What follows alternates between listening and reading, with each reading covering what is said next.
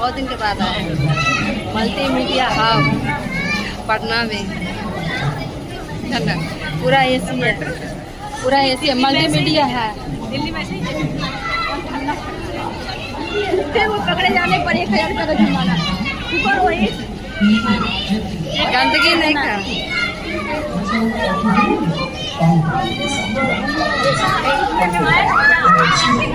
अब यहाँ से सामान वगैरह है तो इसमें जो है रख करके हम पैदल लगेज वगैरह जो है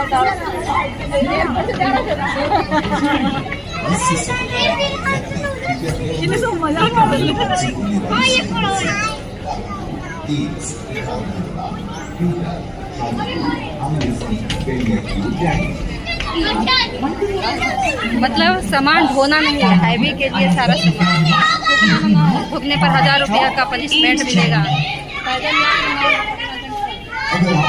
देख लीजिए पटना हमारे बिहार में है टाइट।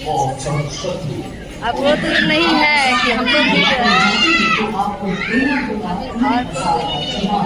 लास्ट तक बने रहिएगा, आपको हर चीज़ देखने को मिलेगा।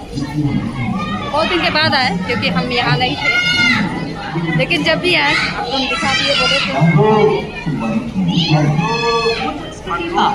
थे।